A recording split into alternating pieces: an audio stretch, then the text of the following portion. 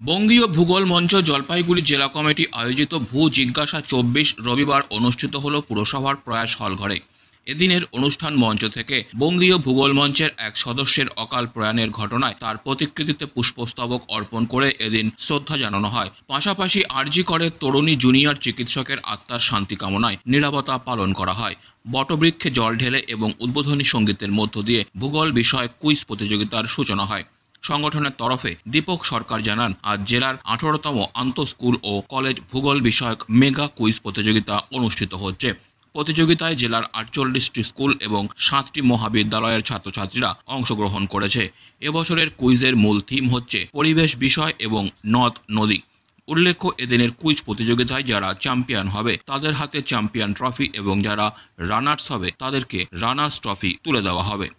আমাদের কুইজ প্রতিযোগিতা হচ্ছে জলপাইগুড়ি জেলা মোট 48টি স্কুল এই প্রতিযোগিতায় অংশগ্রহণ করছে এবং সেই সঙ্গে এখানে 7টি কলেজের ছাত্রছাত্রীরা অংশগ্রহণ করছে। কি কি বিষয় কুইজ হচ্ছে? এখানে এবছরের কুইজের মূল থিম হচ্ছে পরিবেশ বিষয় এবং নদ নদী। পরিবেশের প্রতি ভালোবাসা এবং পরিবেশকে যত্ন নেওয়ার জন্য আমরা একটা বিশেষ উদ্যোগ নিয়ে আজকের প্রশ্ন পরিবেশের উপর রেখেছি। আর নদ নদী নদী বাঁচাও এর জন্য আমরা নদ নদীকে কুইজের বিষয় হিসেবে আমরা রেখেছি। এর কোনো পুরস্কার কিছু? হ্যাঁ, এখানে আমরা বিদ্যালয় স্তরে চ্যাম্পিয়ন এবং রানার্স ট্রফি রেখেছি। তার দাতা আমাদের মঞ্চেরই সদস্যরা এটা ডোনেট করে থাকেন। সে সঙ্গে মহাবিদ্যালয় স্তরেরও চ্যাম্পিয়ন এবং রানার্স ট্রফি আমরা দিয়ে থাকবো। তার সঙ্গে আমরা প্রত্যেক ছাত্রছাত্রী যারা এখানে অংশগ্রহণ করছে প্রত্যেকে আমরা একটা করে বই উপহার এবং সার্টিফিকেট দেব।